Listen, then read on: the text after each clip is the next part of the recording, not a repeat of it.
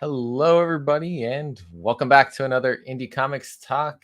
Tonight, I've got two awesome guests with me, Silver Ferris and Mario Candelaria. Welcome in, guys. Hey, thanks. Hey, thanks for having us. Absolutely. Thanks for coming on. I'm excited for us to talk about Devil Water, the Kickstarter you guys got running right now, plus all the other stuff you got going on.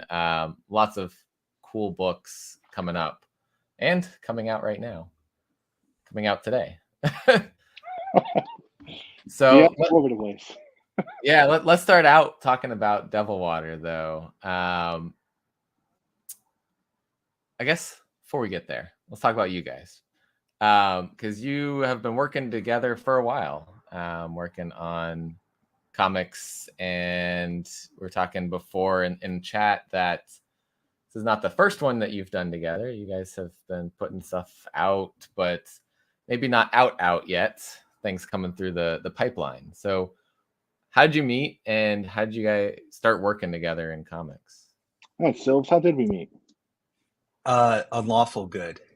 Unlawful Good, Heather Antos, yeah. Yeah. Yep. It always comes back to that book. Heather Antos put together an anthology pre-Marvel, so it's at like 95? I have no idea how long ago that was.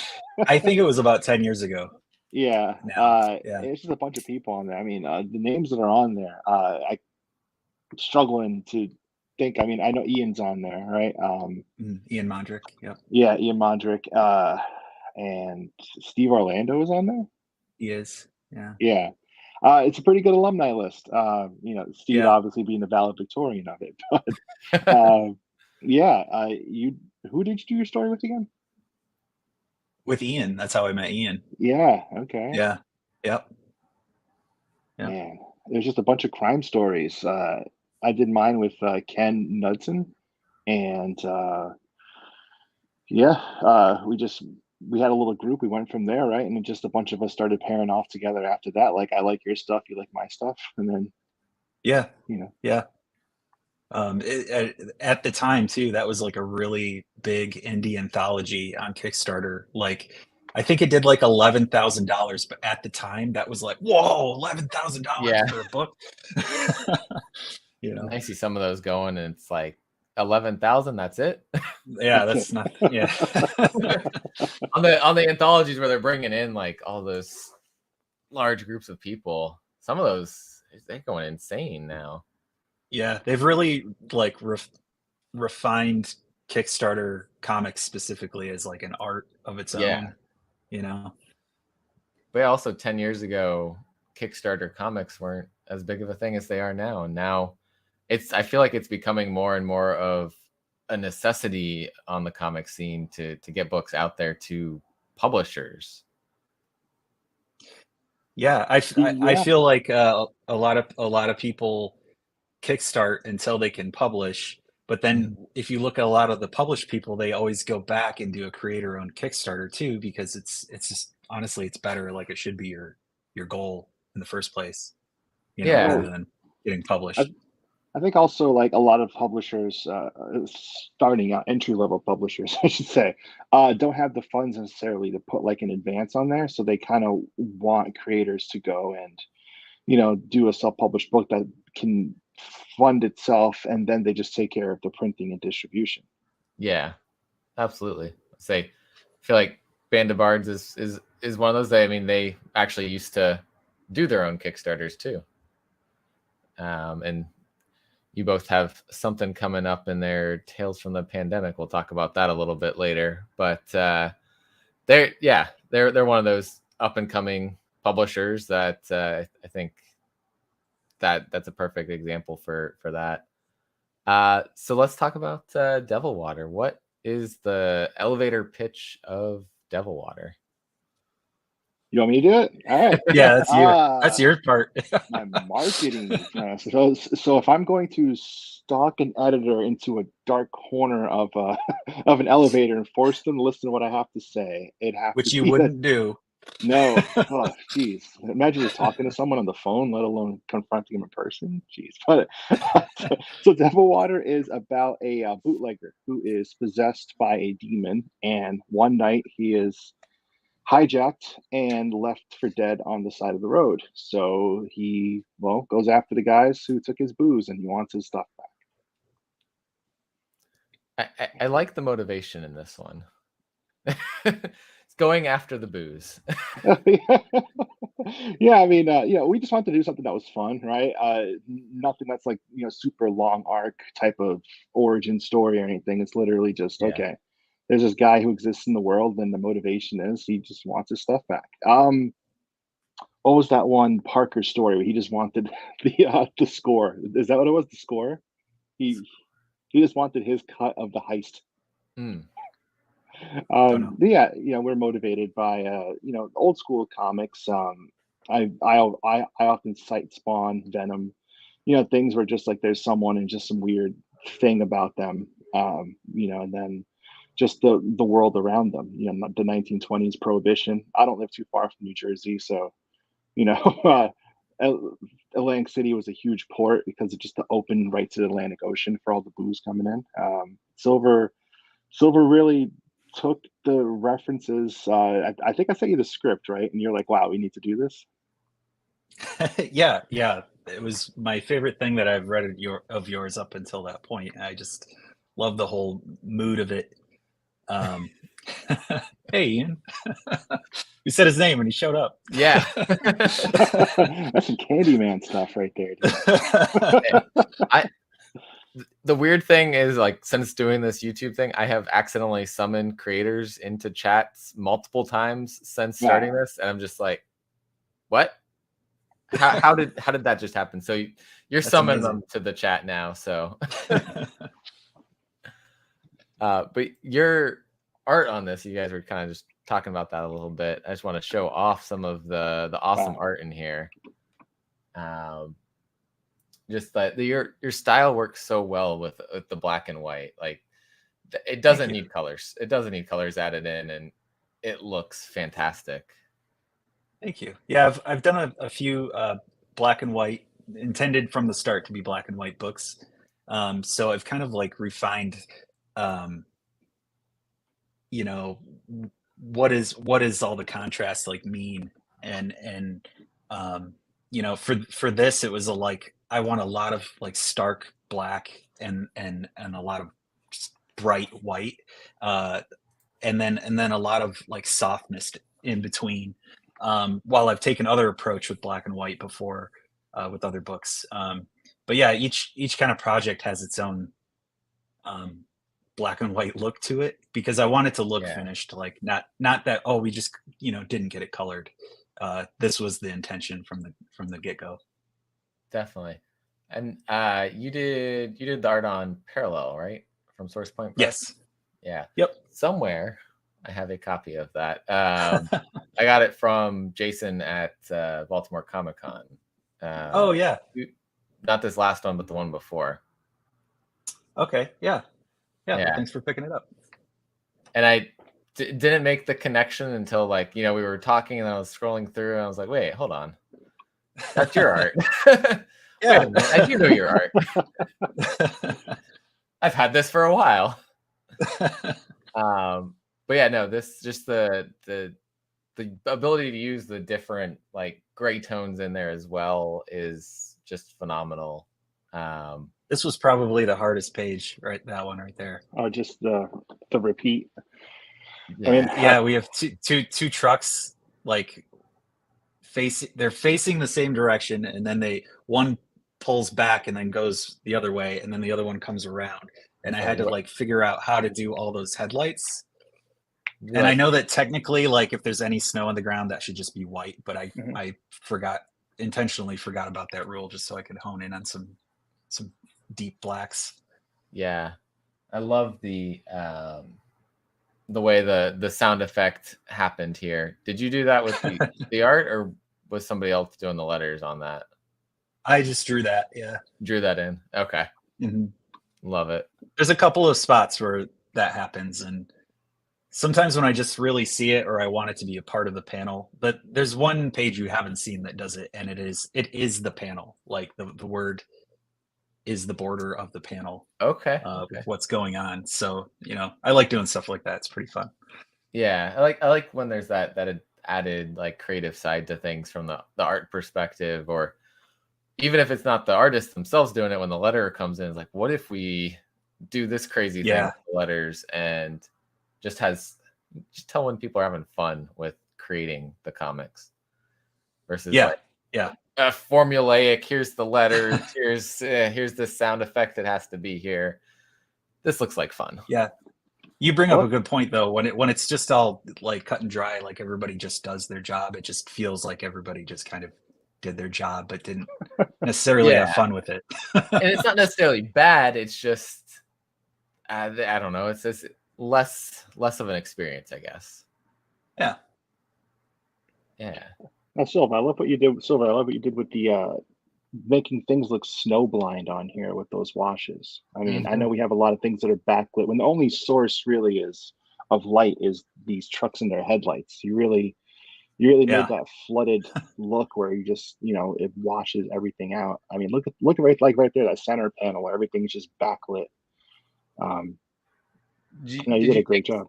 Did you take some like flashlights and lay them around and see like what effect that would have on some figures standing? Like, I don't know, get some action figures out, lay them out. I just all right. So first for that panel, Mario sent me a reference. How did you do it again? I'm a big video game guy. So when I play video games, I always do screenshots, and I was playing Mafia. The definitive edition, Mafia 1, and there was this just nighttime rain scene, and I just hit pause, went on photo mode, and just kind of just warped the camera around so I could find a shot where some guys were backlit, and I said, here, try this out. I'm a big video game guy for references. I make characters and the creator characters on like Red Dead, and I just send them as references, say this is what I'm thinking. So no, and past that, I just look around me all the time. I live in Michigan, so we get like crazy amounts of snow. And you got the setting already going there. Yeah. I love the snow everywhere effect on this. So yeah, can't wait to see where that, with the final product, with the words there, with all that going on. It's looking awesome. Thank you. And just the title of it itself, I was like, all right. You got me intrigued by the title and then the logo that you got going on here. Was that Mario did that? I was saying, I thought I saw you had posted at one point that you did this, Mario. Yeah, I make logos for fun, just for the hell of it. Sometimes like, because I can't really draw anything, right? So I just go on there, and that's the type of imagery I want to put forward onto a script. I usually put them on the mastheads of scripts before they go out to artists and editors, just to kind of show a feel of what we're going for. And this, I looked at 20s stuff, the game Cuphead, which is just retro feel. Just trying to see, okay, what shapes do we have? What things are out there? Devil water is another term for a teetotaler term for alcohol. So, guy possessed, bootlegger, trying to put it all together. Yeah, and I kept searching for it to bring the Kickstarter back up and pull images. I kept getting that term popping up. I was like, okay. See where you're coming from with this. The Devil's Lettuce is the sequel, right? Oh yeah, of course. Oh, I mean, a new story. They stole it. They stole his Devil's Lettuce, and same exact story. Same story, different thing stolen. My weed delivery guy got hijacked and on his bike. And goes just for set, revenge. Maybe set in like present time. Yeah. Oh no, during the summer of love, right? Yeah, there we go. Oh geez. Follow up. It's gonna happen now. This is a great cover. I love this image that you did. Just the idea of drowning in your surroundings like this and gasping for air. Yeah, the little bottle with with the bubbles coming out. That's really cool. Yeah, and you have also an awesome cover for Killchella #4. Oh yeah, thank you. Yeah, Yeah, can you I talk about that? love doing that cover. Pull that image up on here as well. Funny, it's like I was looking for some of your stuff, and this one kept popping up. Of course, now that I'm looking for it, Google says, "What are you looking for?" Here it is. Let me remove that. Yeah, that's one thing. I mean, Silver and I worked together for a while, and I always try to give my friends an opportunity if I have something. That's a theme we'll talk about a lot as we go forward into the other things. So this is something that's like, hey, I haven't had you on this book yet, and other people have been doing variants. So why don't you come on and do the final issue? And I was like, oh, he finally asked me. Thank God. I was waiting to be asked. Last issue, right? Hey, save the best for last, right? This is like Joker going down the stairs here almost. This is amazing. Yeah. No, I love that. Love the blood drip, and it's so appropriate for everything that's going on in the story. Without spoiling too much of it, I have read all the way through issue 4 from the Scout. You made it Yeah, from the Scout advanced review copies. So gotta put some reviews out for 3 and 4 now, but it's phenomenal, and the bloodshed that happens in it is so well done. I was just having so much fun enjoying the slaughter, I guess, and the build up to things that go on. The suspense being built up throughout what we have seen so far released, the first 2 issues. It's fantastic. Oh, that's thank you. Silver, how much did you read before you did this cover? Did I send you everything? I'm not too sure where you were. Like, I know Actually, I sent you references. We had ideas back and forth, but I read all the scripts. Mhm. Finished comic though, I think I've only seen the first 1.5. Okay. This I know number 2 came out today, right? So I still Yeah. got to get to the store. I didn't make it today, but It finally came out. yeah, it very much, I feel like, captures Topanga there, and kind of the carefree vibe you get from her, but with the blood trailing behind her and all of that. Yeah, Mario is really good about giving you ideas and direction and reference as to what he's thinking about and looking for. And you found an old, it's like is it a 70s movie?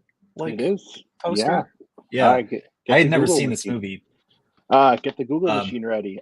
Dario Yeah. Argento's Suspiria. Suspiria. Yeah. Not the new one with 1977. Don Johnson's daughter. I forgot her name. Dakota Johnson. Oh. Yeah. The second one. Yeah. Oh, that's it. This is a hell of a movie. Okay. That might not be safe for work, but it's so small. You'll be okay. There's nothing actually shown the way the lighting's done. But yeah, no, that's awesome. That's a good thing to reference too. So that's a deep cut for any Suspiria fans out there, I guess. And fans of Italian horror movies. I'm such a nerd. Yeah. Oh, geez. I feel like there was someone that I had on recently. We were talking about Italian movies as reference for covers as well. Okay. So, like, deep cuts of Italian movies being used as references for comic covers is now it's happening. It's a thing. All those Italian movie fans, get ready. I'm going full Rick Dalton. I couldn't find success in America, so I do Italian movies to find my audience. That fan base, they're coming. They're Yeah. coming for your books now. But yeah, And Silver is the only American artist to do a cover. Oh, Yeah. Huh. Okay. How about that? Yeah, you're the only American. Wow. Okay. Everyone else is from Italy and South America, and one Canadian, Anna. one Yeah. English, or Brit. So Bellhound had the cover B for issue 2. yeah, Yeah. that's an Those amazing three? talent. I'm happy we could work together finally. But yeah, bringing it home for the USA in the final issue. Your art Just team doing my duty. is from Italy then? The interior art team or Lautaro is from Argentina, so I know he was just took a Argentina? month to celebrate the World Cup, and Leslie Atlansky, another person I worked with for ages. We both worked with her. I feel like Judd Apatow. I keep bringing on the same crew for all sorts of things, but she is from originally California, but I want to say she's in Portland now. Okay. What's the, I guess for those watching maybe haven't gotten to go check out Killchella, what is the premise of Killchella? Yeah, so that one is about a group of friends who drive up to a concert in the desert. I cannot legally name what the festival is, but it's a big music festival. I will And say I love the creative way that you sort of said and did not say that music festival name in the yeah, comic. yeah, It definitely rhymes some with mental Killchella. gymnastics. Yeah. Well done there. Thank you. I don't want to be sued, but yeah. So there's a pop star who's coming out of not retirement, but she hasn't been seen in several years. Topanga Cornell. So this is a big return show she's doing. But what they don't know is she got her most insane stands to kind of do a mass sacrifice ritual at her show. Yeah. Fun times. Good times. Fun times at the For music the whole festival. family. Yeah. Bring the whole family to this music festival. Only if you don't like your family.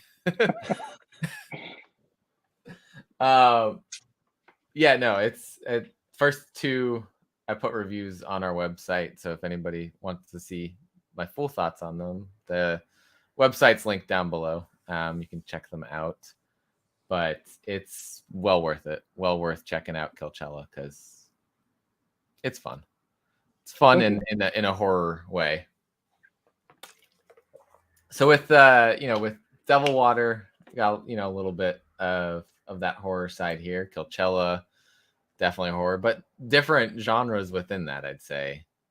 Is that where you aim to kind of put yourself as a writer a lot of the time, or trying to branch to other genres? No, not really. I mean, it's just the only place I've seen success.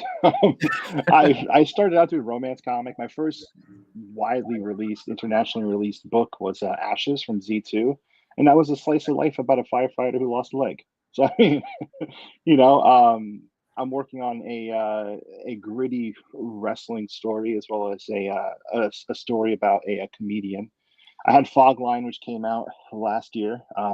That's about it's kind of a horror, but not really. It's about an old man who finds a true crime podcast that's about the disappearance of a woman he buried in the woods. So, I don't know. I like to try whatever pops in my mind. Really, I don't want to be put in a corner, but horror is where I've seen success. So we have a couple more stories with different things I can't really get into in the works right now for pitching season. Yeah, different genres up your sleeves. Yeah, I'm trying. I mean, I started out as a comedian, so who knows where I'll end up? I'll be doing mumblecore soon, I guess.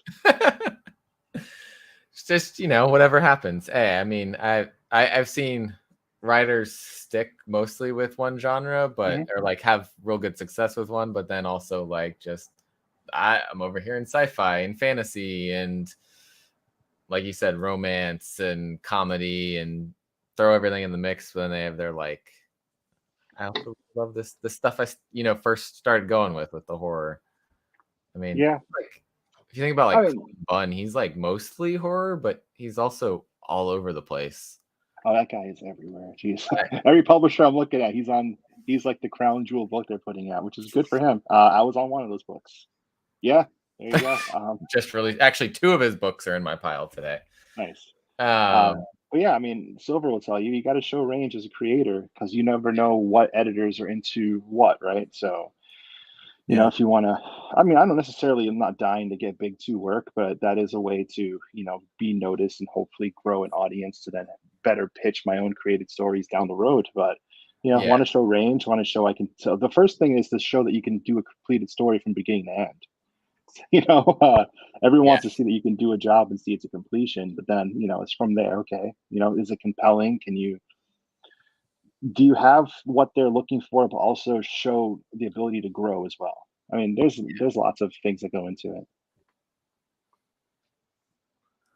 And Silver, on the art side of things, Mhm. are you looking to?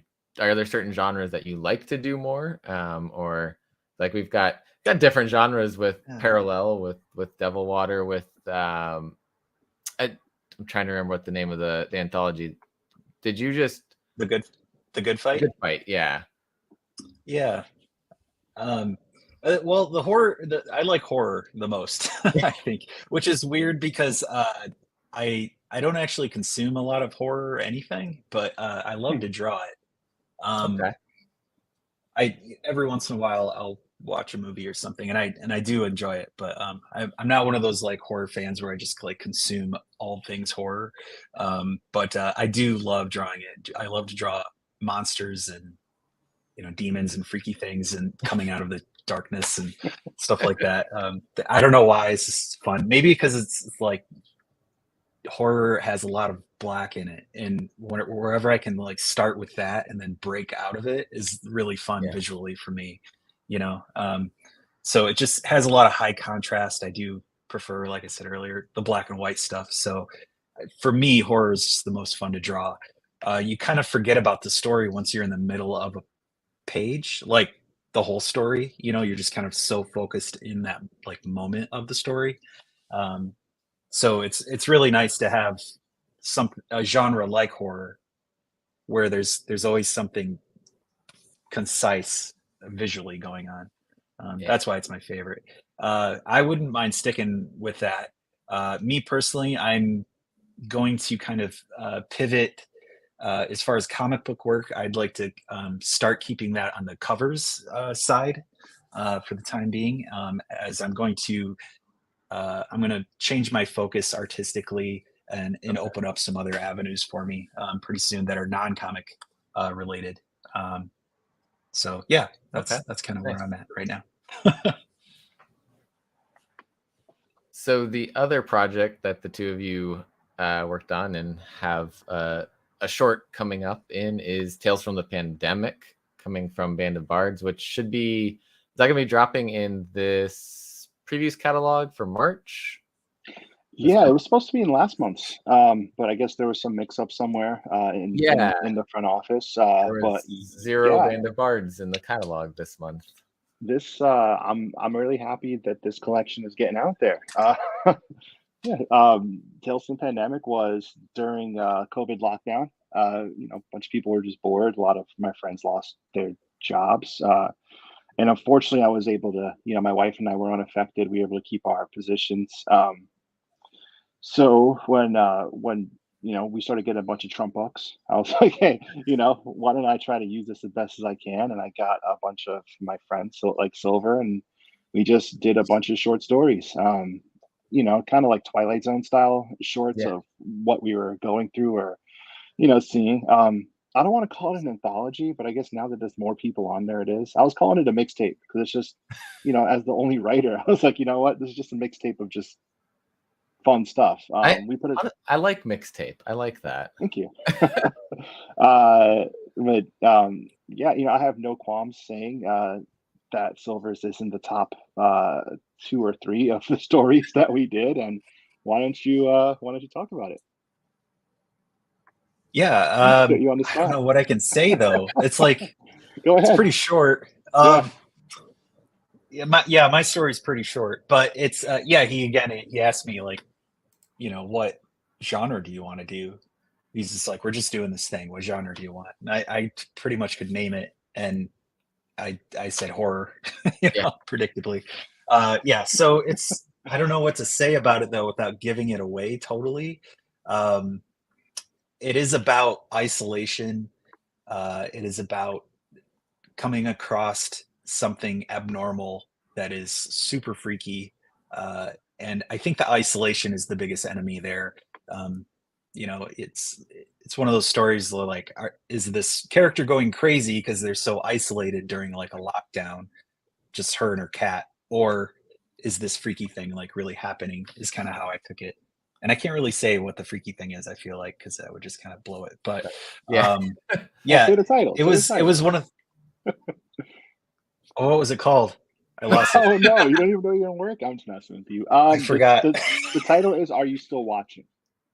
That's right. Yeah, that was a big line in that story. It Okay. pops up a lot, yeah. So Okay. yeah, so and as you can tell, Are You Still Watching has to do with TV at least. So in that Certain streaming service. when you read it, it's very grainy, like a black and white kind of TV thing. I added this like hand added this grain to the whole thing. Okay. So it's another black and white that I'm really proud of. The last page especially. It's probably one of my favorite pages I've ever drawn. Yeah, you were the closer. You were definitely the anchor on the book in the original collection, and I'm going to put you as the anchor on the final one too. Yeah, no, this is honestly like an all-star cast of people who 3 years ago, in the last 3 years, I should say, started to blow up. I'm gonna butcher Sachi's last name. So let me Google it really quick because I am not good. I am not good at pronouncing things. My wife's like, "How do you pronounce things like a Westerner?" But we have Skylar Patridge doing the cover, and she's definitely gone high. Then openers and closers by Danny Earls, who recently got a huge shout out from Gail Simone on Twitter, just begging publishers to hire him, and she never does that for anyone. He's also one of my good friends, former pro soccer player turned fitness trainer. I did see that. I did Yeah. see when Gail shouted him out. Joe Yeah. Hunter, he's a beautiful man. I love that guy. He was there for me during some hard times. Hey, Geek Collective, what's going on? Geez, I'm drawing blanks here. Randy Haldeman, we did a short story together for the Brought the names up for you. Oh, thank you so much. My old man glasses don't quite work here. Andy Michael, we did Fog Line. He's doing big things. J. Paul Sheik, he has a lot of stuff. We had a Kickstarter for One True Love recently. Yeah, Dan Buxka, he is doing a huge wrestling fan, which is funny because I'm watching wrestling in the background right now. He's doing a wrestling book, I think, with my buddy James Ferguson, who is one of the new people who added on to this. We have two new stories, one by James Ferguson and Laura Helsby, which is gray toned by Leslie Atlansky. And also Matsumo and Jenny Odio are doing another one. Like I said, I like to get my buddies. I like to get them gigs. All of these people I've worked with before. So, it's just keeping it into family. And, if you take care of me, I'll try to take care of you and do that. Nice. And yes, Skylar's cover here is just perfect. Matches that Twilight Zone vibe you're talking about. I like the dad in his shorts. That just kills me when I see it. Like, zoom in on that. Okay, the pattern on it, it's so good. Oh man. And of course, business up top. Oh yeah. Gotta get on that Zoom call. That's fun. I love how he has a pipe through his mask. It kills me. Honestly, though, I bet all of these things on this cover happened in real life at some point. Yeah. Like, oh yeah, someone was like, "I gotta do this," and most people, during the pandemic, were like, "Oh, I gotta get on my business call. They're not gonna see what I'm wearing on the bottom." Oh, that's funny. Life. It was life for a while. But yeah. I feel like, especially like the story that the two of you did together, the story about isolation is going to resonate with a lot of people living through a lot of isolating times during this. So I'm very much looking forward to this one coming out. Thank you.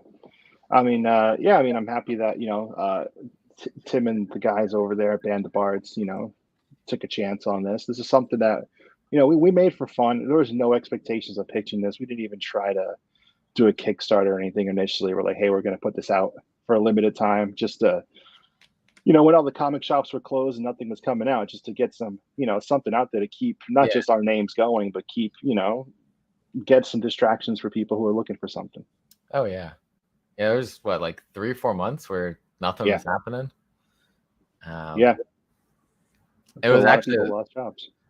Yeah. And I moved here to New Orleans where I live now in like July 2020. So like, I think I moved here and things were just starting to get back open for like comics things.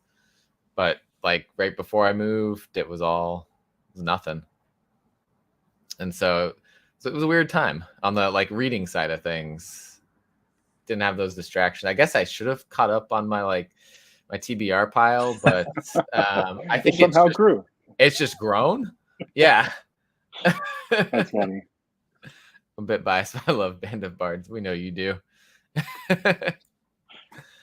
But yeah, so this will be in the March catalog, which should be coming out in like 2 weeks. So let your shops know that you want this. Or I dropped the link to Band of Bards website, direct link. Thank you. That is a very long link there, but it'll go over to this page that's open right now. It's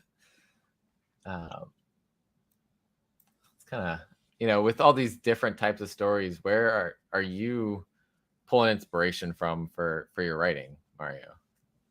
Honestly, this is all stuff I've had in the back burner for a while. I kind of hit a few bumps, personally, with just like burnout and depression and really motivation. That's something I'm saving for my upcoming Twitter Space live stream to get into.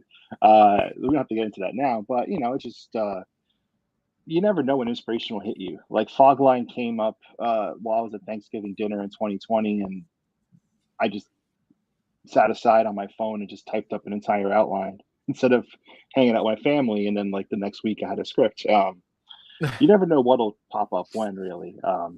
Killchella came from when I read an article about a woman who spent 5 figures to get her body and wardrobe and everything ready for this music festival. It's like, okay. Devil Water, we're looking for something that was a throwback to, old 90s comics, so we could just, have some fun with. Yeah, I mean, I don't have a definitive you answer. Lived in it. Yeah. I don't have a definitive answer for where inspiration comes from. Yeah. Sometimes it's a prompt, I see something, or sometimes if I see too many people doing something, I try to steer clear of it. Like, what's the flavor of the month now for our comics peers? Witches? No, that was a couple of flavors ago. Underwater stuff. That seems to be the big one that people are doing now. So, I try to stay away. Silver sees me digging a hole for myself here socially. So, but I mean, it also makes. I am now your only friend. Yeah. It makes sense in the terms of, I guess, the business side of comics. Mm-hmm. How are you going to sell it if there's all these other stories out at that time doing the same thing? Versus you maybe write your idea down and it's different from what they're doing. You save it for later and maybe you can come back to it if that flavor is gone from current comics. There's a publisher I won't mention, but they said if they do a specific item, they cannot do that item again for 2 years in another story. So everything's just going to be flat out rejected. Not even put on ice. Just say no. Yeah. Which makes sense. Like, if you're going to have vampires, they're not going to have anything for vampires for 2 years just because they don't want to, cannibalize their audience for what they're putting out. I get it. Yeah. It's business. You want to diversify what you're putting out. Right. It makes sense, but it's also if you get that really good idea right when all of that's going on, it's like that was the as a creator that really sucks. Like, you put a lot of work into this thing and then you pitch it and then you get like rejected and you don't know why you got rejected. They don't tell you most of the time, but you're just like, oh, I suck. Just like you just take it so hard, but it could have been like, cause you made a vampire book and they just did vampires. Like, well, they may not even have it out yet too. Probably they could. Yeah. You couldn't even know a year and you don't know. Yeah. Summer Silver and I had a book that we pitched, and it made it yeses all the way on up to the final level where someone said no because the name was too similar to something that they were developing. It's like someone in the group was developing. So they told me exactly what it was. That's what I said. It's a changed name. It doesn't. We are not set on that name. If you like the story idea, let's change the name. Yeah, we'll make this happen one way or another. I am a quote unquote creative. Let's get fucking creative with it. Excuse my language, but oh, you're fine. Creativity is not a a cookie cutter formula. This isn't math, But what can you do? It's really easy to get a no, and you don't know why though either. So it's not necessarily the quality, or a lot of times they don't even want you to like. Well, if you change this, they don't feel like doing that. They just want a whole new idea. Yeah. Or sometimes you burn bridges. With the naming side of things, like, do you feel like that's actually like a hard part of the whole thing, or do you usually have an idea for the name as you're like coming up with the idea for the story? That's a good question. Sometimes the name sticks. Like I'm working on a pitch now. I don't have a name for it, so I'm just going through trying to come up with something. But other things, the name comes fully formed, and you just say, okay, we're going to build off of this. Like Killchella, I literally just built the story around that name. Fogline, it took me a while to figure out what's the best type of, name for this, looking at the elements we had and what the story was about. So. Makes sense. Tales from the Pandemic is literally just Tales from the Pandemic. There was no thought into it. I Googled it. There was Tales from the Quarantine. I said, okay, that's different enough. Let's go with this. I think wasn't there like a Ice Cream Man Tales from the Quarantine or something like that? I know the Ice Cream Man was a thing and Tales from the Quarantine was another thing. They might have been one. I'm not too sure. They did some sort of weird like quarantine one shot thing. Okay. I wasn't reading Ice Cream. I still haven't read Ice Cream. Yeah. Man, but that was just one I remember seeing on the shelf. But yeah, that part of the process, I was like, when I've been thinking about like how creators develop comics completely, always like the title. I'm like, man, this is so clever, or this is perfect title for this. I'm just like, where did they even get from point A to point B with this? Like Devil Water, like figuring out that was that, another term for that. Did you already know that, or is that part of like your research process? Yeah, that came into it after I said, I love the Prohibition era, golden age of gangsters, and how the American mafia really took off was because the government,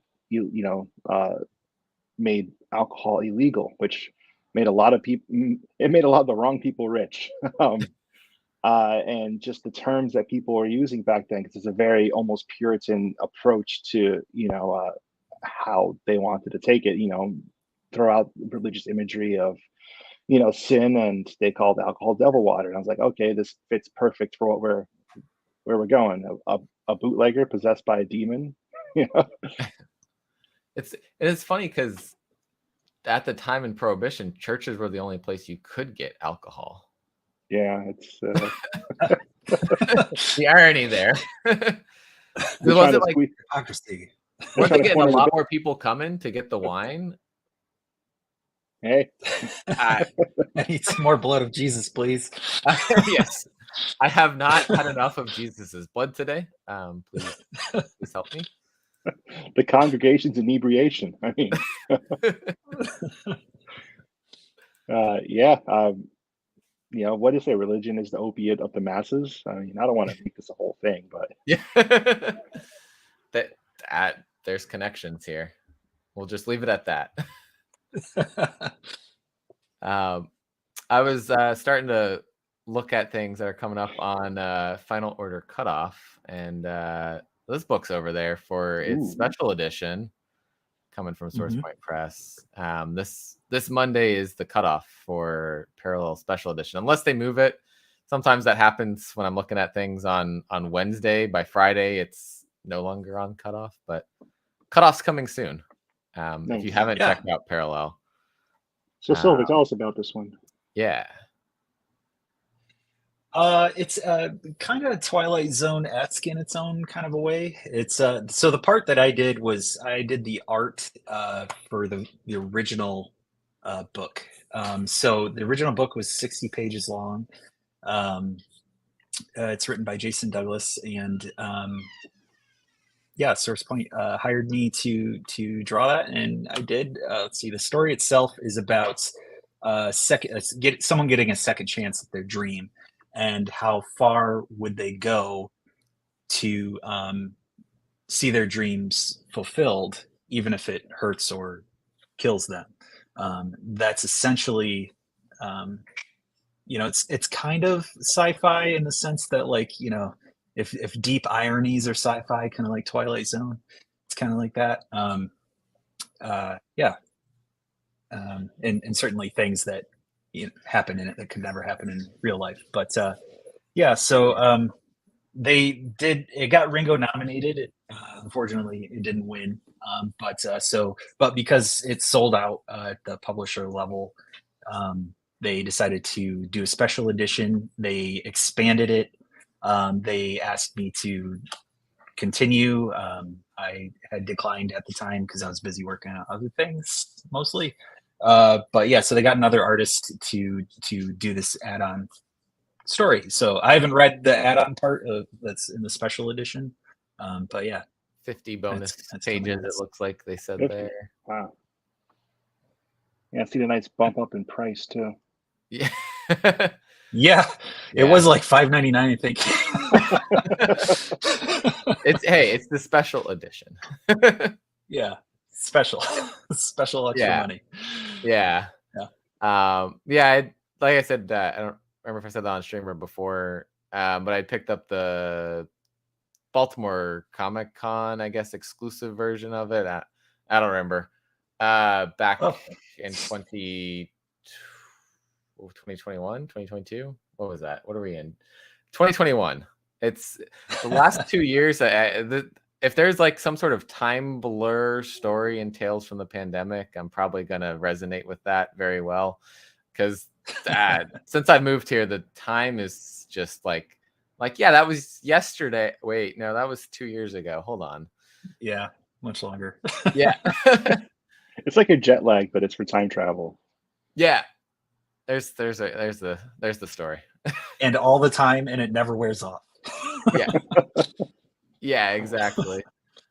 But yeah, anyone that hasn't gotten to check the story out, wants to see some of your art in this one, FOC's coming up. Just want to make sure we talked about that too, because I was starting to look at that and like, wait, this is perfect timing here. So you said moving away from interiors a lot more now. So any projects that you're allowed to say you got covers coming up with that you're thinking about doing or you are working on?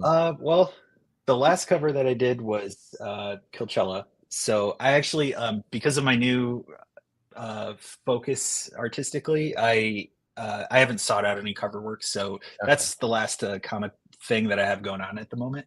But yeah, I'm just kind of gonna dive into like pinup art and making my own prints of non-copyrighted characters, original characters, I guess I should just say. Yeah, so doing that and some painting, and just really kind of find myself like artistically, without any kind of influence like from writing or just anybody else. Not that there's wrong with anybody else, but I just kind of I'm on this journey right now artistically. It's me. Yeah, exactly. And whatever I do, even he's a good influence though. But yeah, it's I don't know. It's one of those things. Like when I started doing comics, I would really go for the visual aesthetic of the big two. And then whenever I would do like a story with Mario or another like indie kind of thing, like I realized I was kind of like pulling away from big two style and going into like my own thing, but I was still kind of, with the exception of Devil Water, I was still kind of like pulling my punches and afraid to like travel further down this road artistically. By the time I drew Devil Water, I said, screw it. I'm going to just whatever comes out of these hands is what's going to happen. And and I'm pretty happy with it, you know.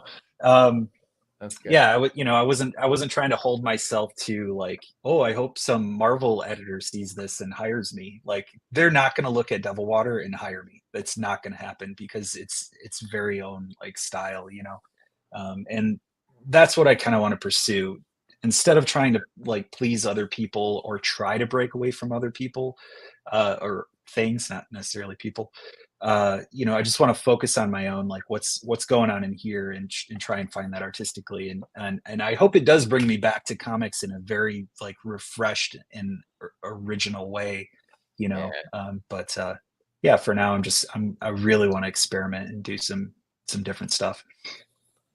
I was just trying to find your art for Cosmic Love, which is an anthology read from Red Stylo that he and I did Silver and I did a story in long ago, and you worked in a square page as opposed to the traditional like comic size. That was tricky. Your art on that was phenomenal. I just I'm trying to see if I can find it now to pull it up. That wasn't Big Two style at all. That was you just bringing your full dramatic range, especially that one tear scene that you did. Oof. Yeah, that was specifically designed to be a square comic. Yeah, that's awesome. I think I produced an anthology for Red Stylo called Baroque Pop, and the next one someone else produced it, and they're like, hey, we want to keep this this style going. It was pretty cool. So yeah, they kept the same dimensions. I did find the Kickstarter page from that. It has the preview of it here. Okay, there we go. Is that's the one that was you? Yeah, Over the Love, Green Light, Gatsby. Hold on, let's see if they have the good page on there. I think I think that's it. So good, but yeah, that's just somebody waiting at a diner after a heist went off, and they said, "Hey, I'll be back," and well, the person never showed up. I do have to point out also that is your Killchella colorist there on this one. Like I said, if I have a good person, and Scott Ewan too, he did letters for all of Tailspin Pandemic. He's doing Devil Water. We worked on Corktown together and countless other things. Like I said, if I find someone in a good position, no, and I think that's pretty good to have in indie comics, where just having those connections, you always have somebody that you can kind of reach out to and create with. Yeah, Leslie's amazing colorist too. I've actually hired her once myself, and I've never personally have hired a colorist before. That's how good she is. Yeah. All right. I do want your colors on this. Yeah. Yeah. All right. With what you're trying to do with like finding your art style, do you plan to do your own coloring on some things as you create, or work with some colorists? Yeah, now I'm doing my own colors for things. Not everything will be in color, but the majority of what I'm doing is in color, and that has been mostly me getting more comfortable with color, I think. Okay. Doing actual like traditional watercolor paintings and stuff like that. If you just like, I do a lot of my comics digitally because it's a little bit faster. You can edit it easier and quicker. Messing with traditional media, specifically paints, really kind of expanded my mind on like how color theory works and stuff, and just reading more about it. So it is weird. It's like you put a paintbrush in my hand and I want the whole thing to be like super colorful, and there's like not an ounce of black on there. But like when it's like pen and ink or digital, I'm just like, whoo, black. Put all the black in there. Yeah, all of it. More. Yeah. More shadows. Yeah, more. Yeah. No, that's good though. Like you're getting to do that. I bet without having deadlines on a lot of these things, then you get more time to kind of explore and see what you want to do with the art. Yeah, and I it's nice for me schedule wise, just like that, because I do work a full-time job too, and it's exhausting just like everybody else's. Yeah. And to come home and to crunch on pages are so much harder mentally to do than like a single art piece, because you have to tell a story, and does it conflict with itself, and there's details and everything. But yeah, like I actually now have no fear, like doing my own art. I'll jump into a thing, and if it sucks and I hate it, it's like, well, that was like one night. Like, who cares? Yeah, I'll just start again tomorrow. So it's a lot less pressure, Yeah. So sounds kind of freeing on all that. Yeah, a lot less crunch time. Yeah. And we're getting close to the end of the hour. Is there any other projects you guys got going on that you want to put a plug out there for or talk about? No, that I missed. Devil Water is just the main focus here. Yeah. It ends on Friday night. I want to say 10 p.m. Eastern. Yes. Mm-hmm. Yeah. We already smashed past the goal. I think. Did we get the first stretch goal? No, we're close. So okay. Once we get to 2,500, so we're at 2274. Everybody will get like a mini print or poster, however you want to call it, of the cover. It'll be like the virgin cover, so it won't have the Devil Water on it, but it will come signed. So it's going to look like less of a cover and more of a art piece to put on your wall. I was going to scroll down. Do you have the Black Label edition? It's just matte black and gold foil. Limited to 100. It's cool looking. You got me with the gold foil, and that's what they get me too. So hey, yeah. We didn't put the stretches on there. Okay, that's what I was looking at. It's an update. Update, yeah.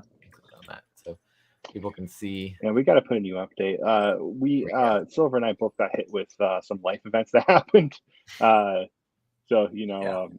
But we're thankful for everyone who helped us share the link and spread the word of this. It's great to have a lot of friends and a good support team, who believe in your work and want to also see you succeed.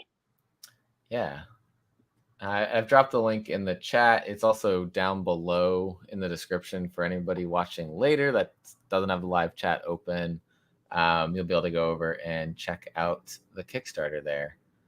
But yeah, let's get this to 2,500, get that art print going, and then push it all the way to 4,000. I know the last 48 hours, you're usually like everyone's being loud outside. Last 48 hours are a big time period for the people that get that notification. Hey, you got 2 days left to go back. So let's bring those people in and push this to all the way to the 4K.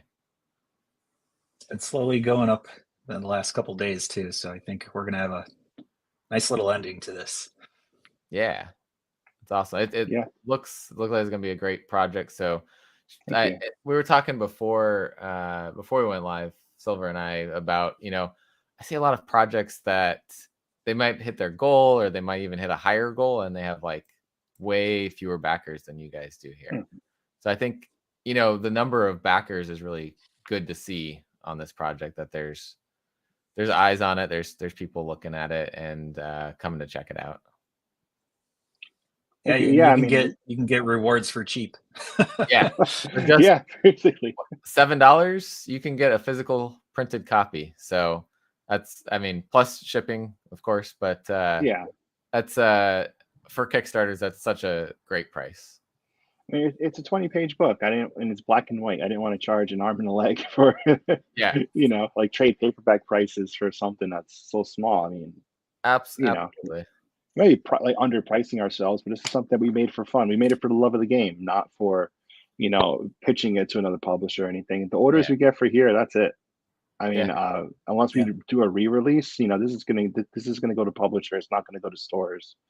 It's not gonna, pop up and previews or anything. It's really just it's just this.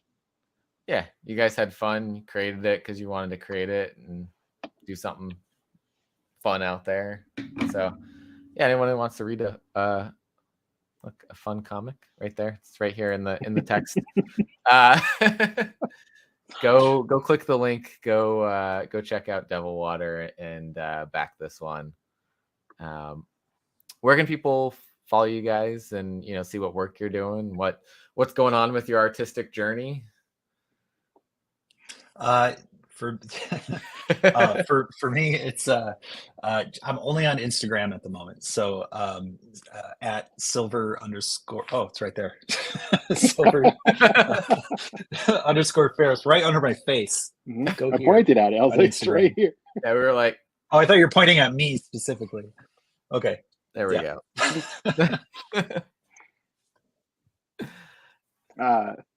Yeah, find Silver on Instagram. And I'm also on Instagram at another Mario C, and on Twitter at the other Mario C. Why the versus another? One was taken, so. All right, fair. Can't front on that. So I was like, you know what? It's another one, so I want to just have another, name on there.